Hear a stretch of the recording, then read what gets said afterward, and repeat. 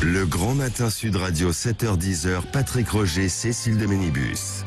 Il est 8h48, les grands débats ce matin dans cette édition spéciale avec Thierry Garrier, Frédéric Dabi qui sera avec nous dans quelques instants, directeur général de l'IFOP, et bien sûr vos appels au 0826 300 300 si vous voulez donner votre avis et poser des questions, bien entendu, on y répondra jusqu'à 10h. Oui, qu'est-ce que vous redoutez dans cette guerre, dans ce qui est en train de se passer? Est-ce que c'est le mot inquiétude qui revient chez vous? Est-ce que c'est le mot peur? Est-ce que vous pensez que, évidemment, ce sera une guerre éclair, comme on le disait hier soir, et ce matin, Philippe Chaplot, qui était avec nous, spécialiste défense là, du côté d'Ouest France, disait non, visiblement, en fonction de ce qui se passe sur le terrain, ça pourrait être beaucoup plus long. Est-ce qu'il faut même aller jusqu'à reporter l'élection présidentielle? Sur toutes ces questions, nous reverrons aussi tout à l'heure avec Cécile, que nous vous posons sur les réseaux sociaux. Eh bien, vous pouvez aussi nous interpeller et on fera un petit point. 0826 300 300. J'attends vos appels. Frédéric Dabi est avec nous. Bonjour Frédéric. Bonjour. Bonjour Frédéric. Frédéric, en parallèle de ça, donc vous avez lancé une enquête, comme chaque semaine avec l'IFOP Fiducial, sur les traits de caractère aussi des candidats. Alors évidemment, c'est percuté par ce qui est en train de se passer, mais là, c'était sur Emmanuel Macron et Valérie Pécresse, c'est ça. Qu'est-ce qui ressort?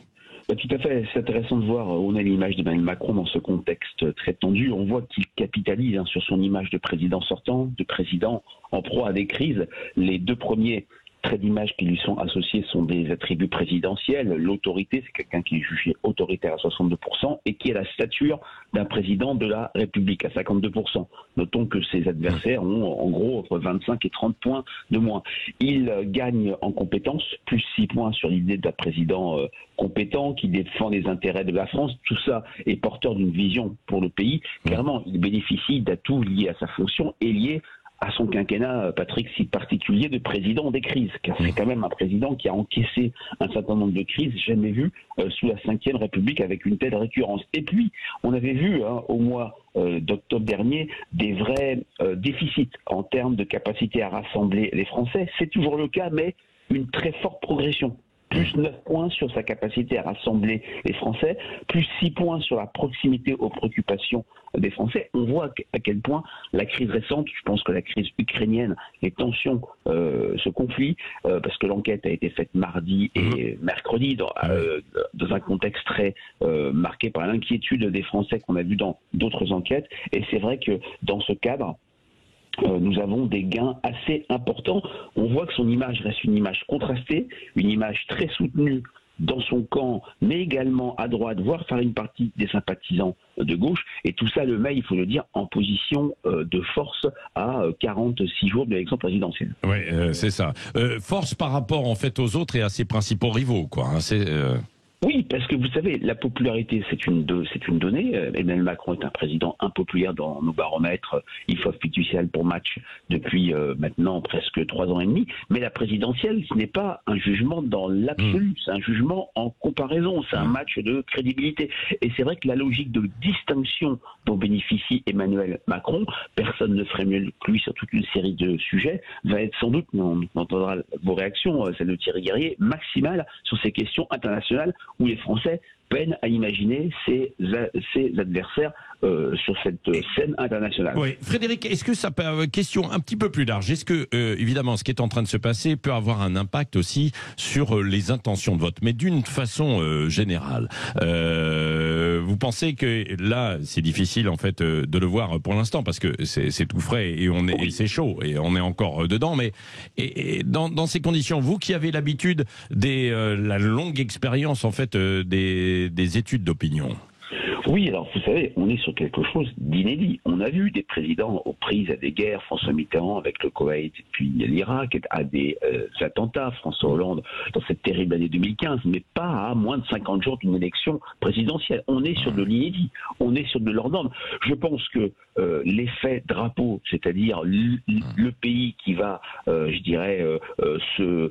soutenir le président va peut-être lui bénéficier par ricochet sur le le président candidat, quand il se sera déclaré. On est, je le répète, sur quelque chose qui n'est jamais vu, mais cette logique de distinction, le fait qu'il va être en surplomb, va être complètement maximisé, amplifié par ce contexte international extrêmement tendu.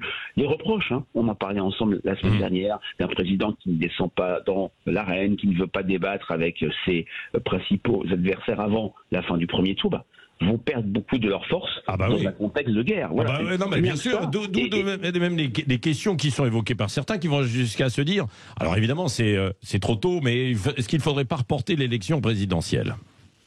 C'est une question, je pense, qui ne se pose pas du tout pour l'instant, mais c'est intéressant qu'elle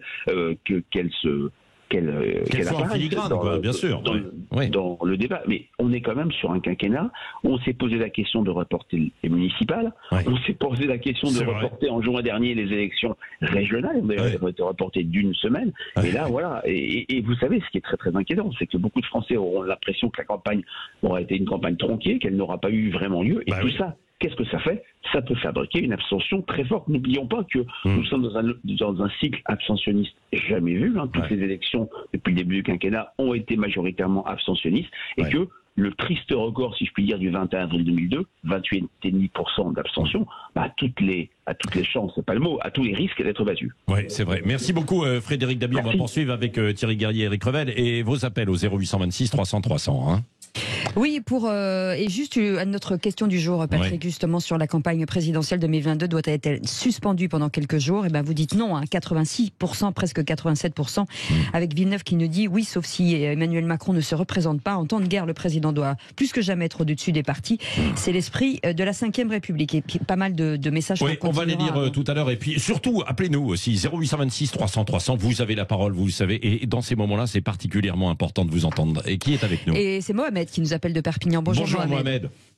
Oui, bonjour à vous, auditeurs, à vos invités. Voilà, je vous appelle au sujet de cette guerre aux portes de l'Europe. Peut-être c'est le moment ou jamais de revoir la défense et de revoir un petit peu, réindustrialiser l'Europe, parce que je vois qu'on a des problèmes d'alimentation en gaz, en blé et tout ça, et pourquoi pas parler d'une vraie politique française maintenant, revoir un petit peu, produire du blé en France, revoir réindustrialiser notre pays, et peut-être permettre aussi vraiment à M. Macron de débattre avant le premier tour, de débattre maintenant, parce que voilà, on s'aperçoit qu'il a échoué au niveau des négociations avec Poutine, qu'il a vraiment, il n'était pas grand chose, notre président, ma foi, il a fait ce qu'il a pu, mais Poutine lui a raconté des salades, alors que de l'autre côté, les Américains nous disaient, attention, il va y avoir une guerre. Et peut-être on ne les a pas cru, on les a pris à la légère. Et en plus, les Américains regardent un petit peu ce qu'ils envoient comme renfort. C'est très léger. Et je pense que c'est le moment ou jamais de une élection présidentielle qui part de préoccupations françaises déjà en premier, réindustrialiser, et peut-être des préoccupations européennes, voir comment une défense de l'Europe, alors que jusqu'à maintenant on a eu ça montre un peu, Mohamed, c'est ce que vous dites, un peu nos faiblesses, quoi, finalement. Nos faiblesses à la fois franco-françaises et franco-européennes, quoi, face à des grandes puissances dans des moments comme ça qui sont beaucoup plus critiques, quoi. Tout à fait. Regardez ce qui se passe un peu en Chine. Là, on est en train de se poser des questions sur Taïwan, mais je crois qu'on devrait mieux se recentrer surtout en priorité. Là, je crois que l'élection présidentielle, elle tombe au bon moment. Est-ce que vous croyez qu'elle tombe au bon moment ? Parce que là, ça va être difficile de débattre, de dialoguer, alors qu'on est face à une situation d'urgence. C'est toujours... à chaud, c'est compliqué. Non, je crois que c'est le bon moment, vraiment, qu'on revienne au réel problème des Français. Regardez comment on va, les produits de première nécessité, qu'est-ce qu'on va en faire, qu'est-ce qu'ils vont faire les industriels, on revient à notre vrai problème, c'est-à-dire français, et puis européen, notre défense, réindustrialiser l'Europe, et je crois que c'est les vrais problèmes qui nous concernent. Et je veux dire, on a beau parler ce que va faire Poutine, la preuve c'est qu'il a roulé Macron dans la farine, ce qu'ils vont faire les Chinois, écoutez, regardez, survole Taïwan et on pourra rien faire. Revenons sur nos vrais problèmes en Europe. Et merci. Surtout en ce moment, les présidents. Les gens qui sont présidentiables, qui puissent un petit peu nous parler de nos vrais problèmes. Oui. Merci beaucoup. Et comme Mohamed, vous voulez réagir, dites-nous ce que vous en pensez. Qu'est-ce qu'il faudrait faire? Est-ce que c'est vraiment justement le moment de débattre? Et ça pose toutes les questions autour de notre souveraineté, notamment sur un plan économique, bien sûr, énergétique, parce qu'on voit que c'est compliqué quand même face à une telle puissance où on est extrêmement dépendant. On disait pendant la crise du Covid qu'on était dépendant de la Chine. On voit qu'on est aussi dépendant d'autres puissances et notamment de la Russie. J'attends vos réactions 0826 300 300. Dans un instant, c'est Revel en campagne. À tout de suite. 5h10, le Grand Matin Sud Radio.